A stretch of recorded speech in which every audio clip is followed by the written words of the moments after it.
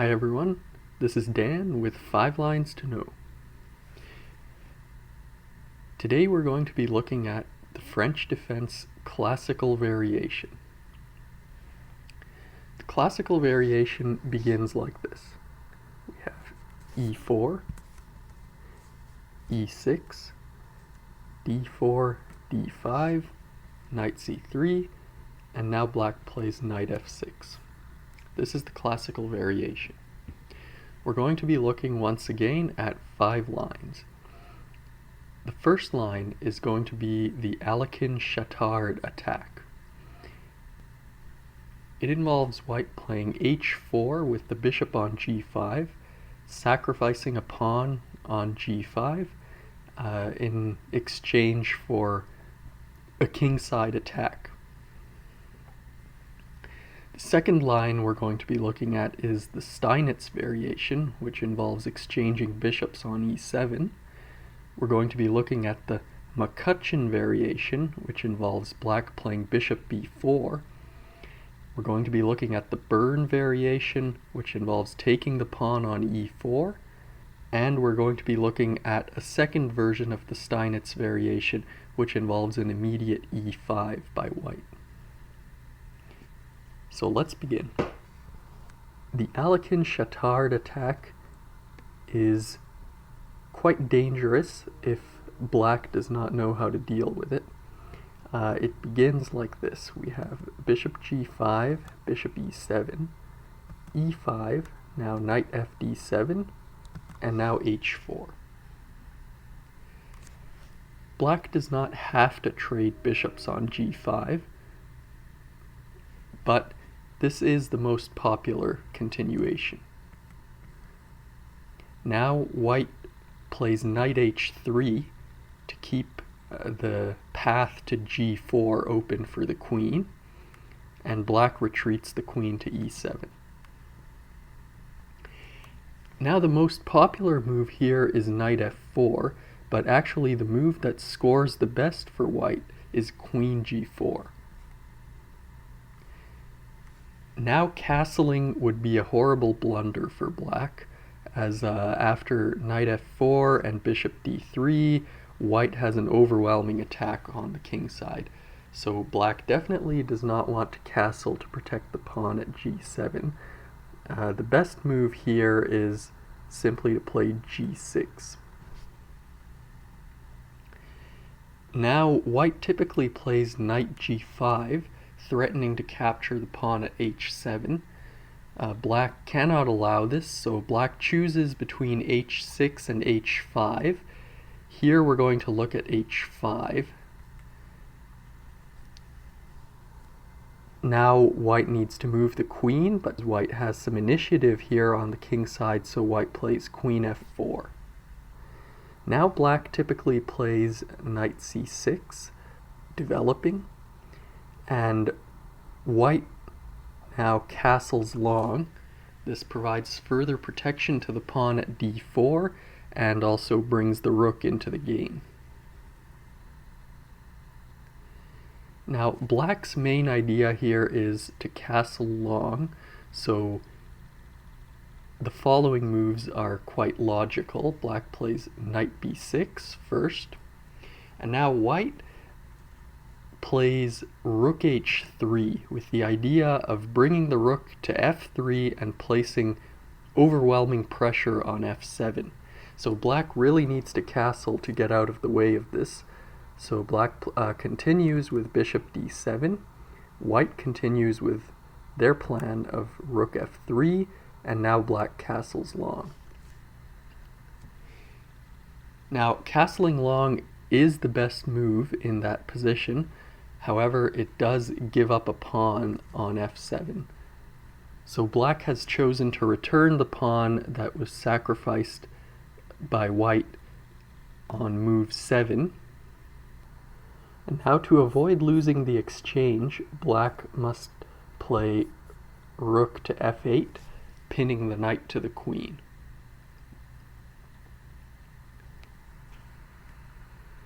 Now white's best move here is queen f6, trading queens, and black obliges. And now the rook is under attack, so black must play rook d8.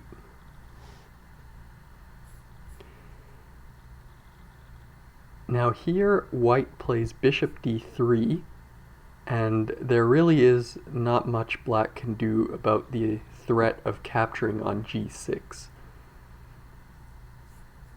So instead, black captures on d4. It may look risky, but it's very important for black to break up the white pawn center. So white captures on g6, and now typically black moves the knight back to c6. So here we have reached quite an interesting position.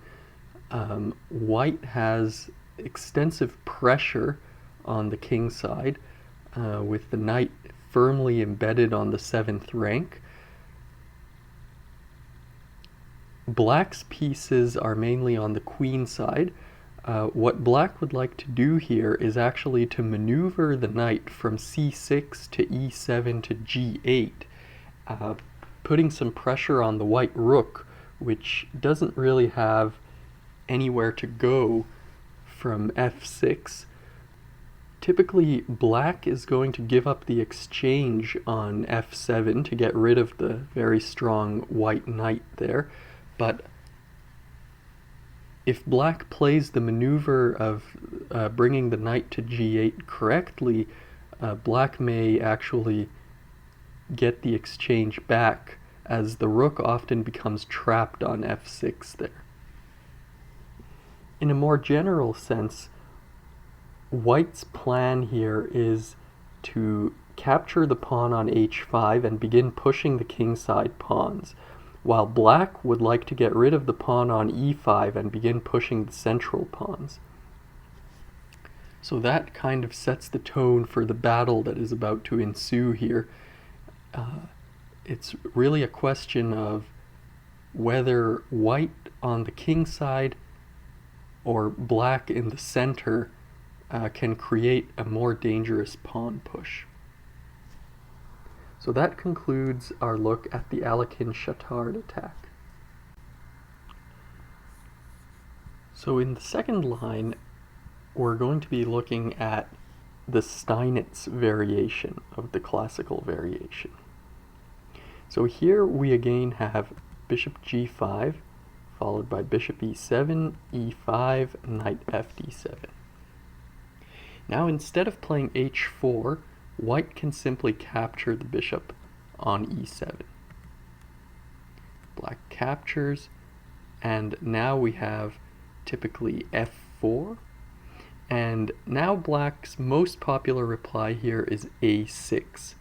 This prepares c5 in that white would like to play knight b5, and indeed if black plays c5 straight away, black can play knight b5, followed by the threat of knight d6, which is quite strong for white. So black must prevent this and play a6 first. Now typically white develops the other knight to f3, and now black can play c5. Now white typically takes the pawn on c5 to relieve some of the tension on d4, and black does not need to recapture straight away, but can simply play knight c6. And now white prepares to castle long here with queen d2. And now black's most popular move is to take with the queen, although taking with the knight is also possible. White castles long, and now we see black's main plan here in b5. So black would like to push the a and b pawns and really go for an attack on the white king. Both of black's knights are in a good position there on the queen side, and once black castles, black can bring both rooks into the attack onto the white king. Now we're also going to typically see opposite side castling in this variation, so white will try to create a bit of a pawn storm of their own on the king side. So here the most popular move is to play knight e2, and now black will typically continue pushing pawns here with b4. White would like to remove one of the black knights, as things can get rather difficult for white if both of the knights are in play there on the queen side. So white offers a trade of knights, and black's best option here is simply to capture. Now black typically takes this opportunity to castle, and now that black has committed to castling, white can begin pushing pawns on the king side with h4. And here typically we simply have a5, h5, a4. And both sides are now going to continue with their plan of assaulting the opponent's king. So we have white looking to play moves like g4, g5, and possibly play a rook lift to h3, preparing to double rooks, and the rook on h3 can also help with the defense of the white king. Black will attempt to push the pawns to the 6th rank, creating mating threats with the rooks, hopefully bring the knight into the game as well, and generally these types of positions can create quite exciting games, as it becomes a race to see who gets checkmated first. So that concludes our look at the classical variation Steinitz variation. Next we're going to look at the MacCutcheon variation. So the third line we're going to be looking at is the MacCutcheon variation, which involves black playing bishop b4. So we have bishop g5, and now instead of bishop e7, black plays bishop b4. Now white continues e5, and now black must play h6.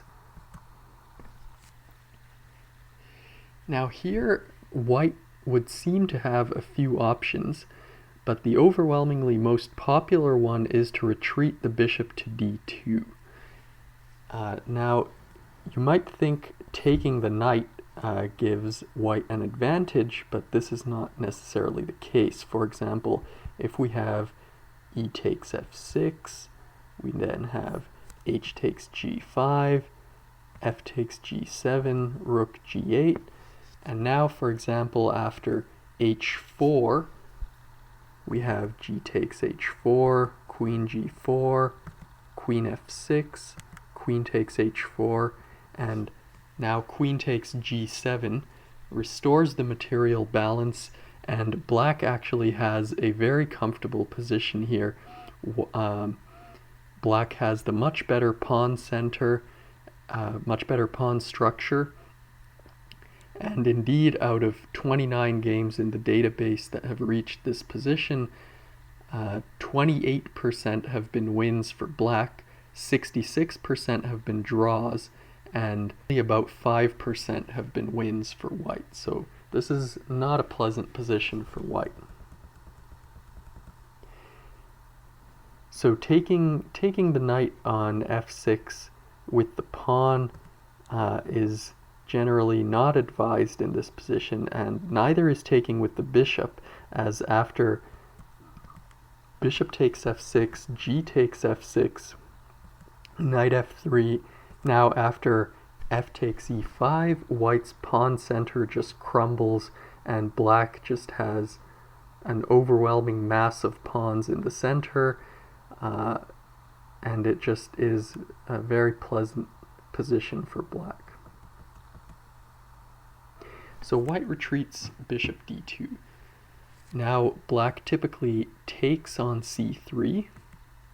We have b takes c3, as it's better to have a pawn at the base of the chain reaching to e5, then to have the bishop there kind of awkwardly placed on c3. Now black's knight is under attack, so black plays knight e4, threatening to capture on d2. Now white's most popular move here is queen g4, a thematic move in many variations in the French defense. And now black obviously cannot castle, as white will take on h6 and threaten checkmate, so black plays g6. And now white's best move here is to develop, to play bishop d3, and to allow black to capture on d2, as for now the king is relatively safe on d2. However, black would like to undermine this safety here and begin causing problems in the center, so black plays c5 here. Now, white typically will develop their last piece here, knight f3, although white does not need to do this right away. White can also play h4 here. h4 signals white's intention here to begin attacking the black king, as black is still quite a ways away from castling on the queen side, and if black was to castle on the king side, all of white's pieces would be aiming directly at the black king, so h4 is a logical plan here. Now black really needs to develop, so black plays knight c6, and now white will typically play knight f3.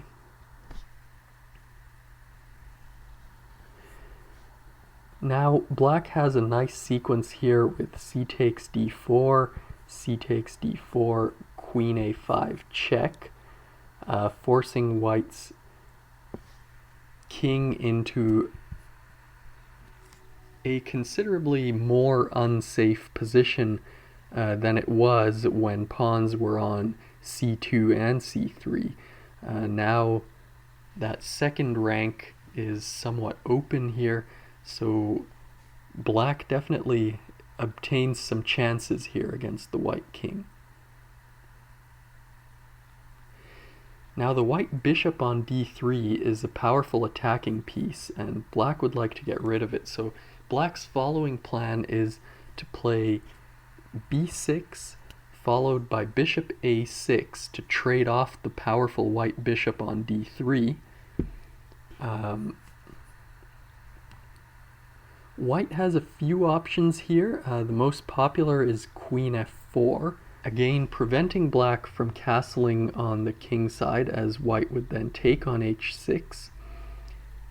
Now black plays bishop a6. Now white's best option here is to take.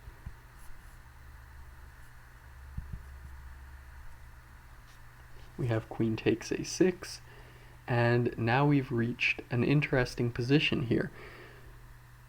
So without the bishop on d3, white doesn't really have enough at the moment to attack the black king.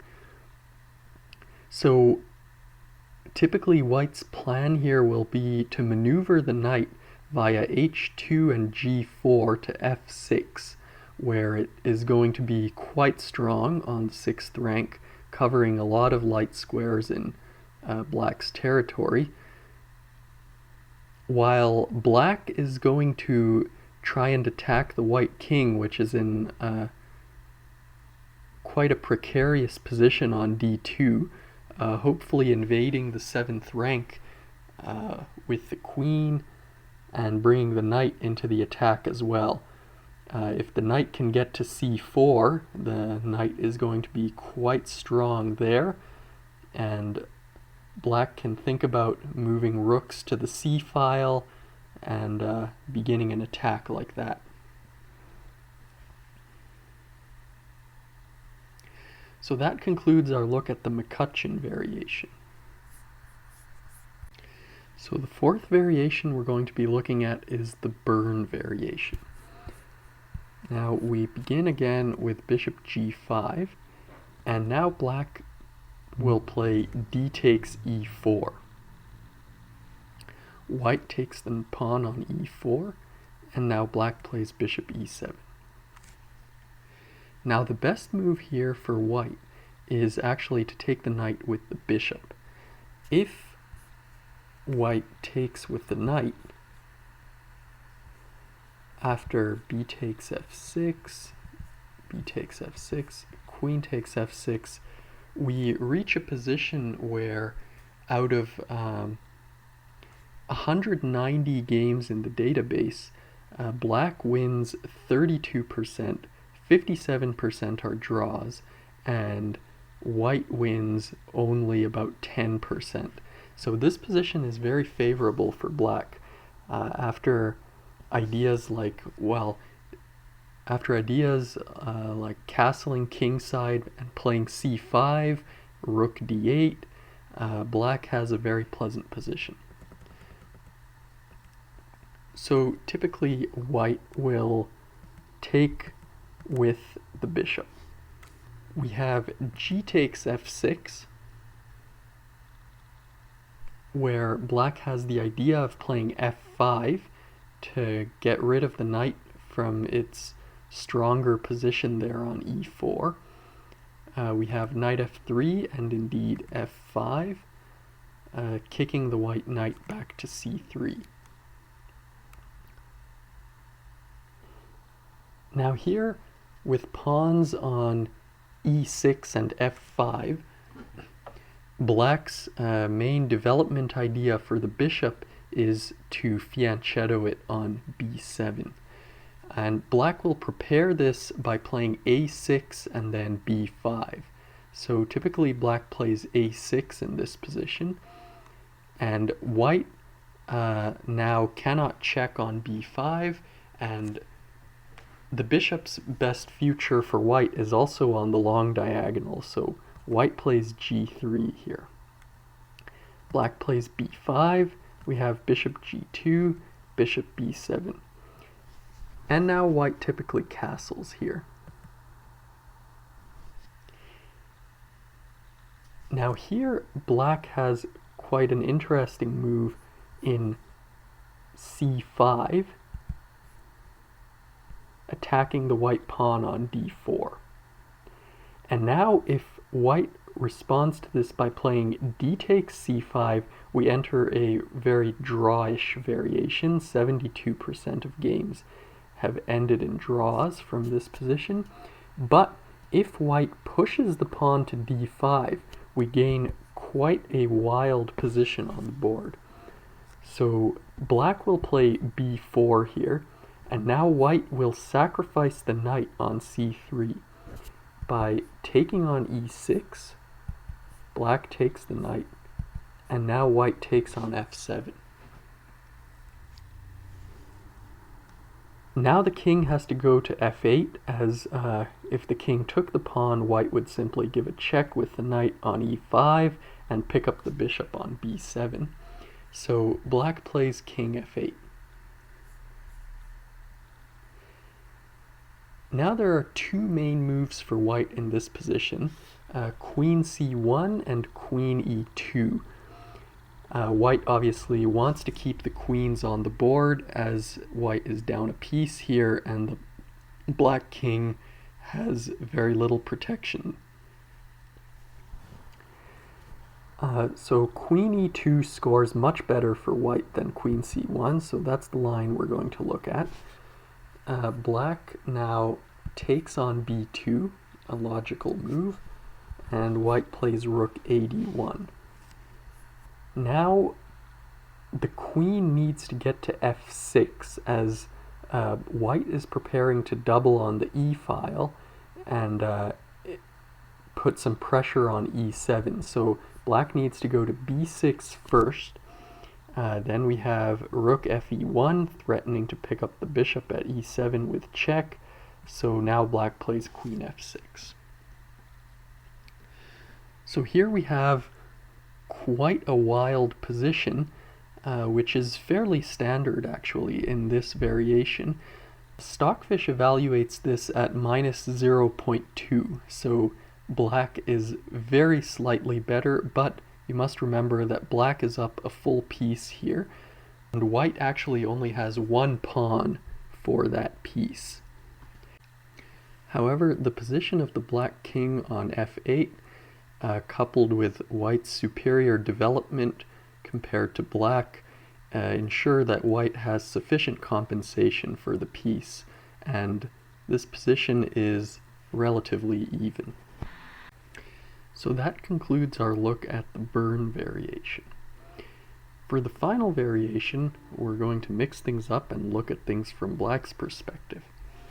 Now, this is a second version of the Steinitz variation, and it begins by white playing e5 in this position.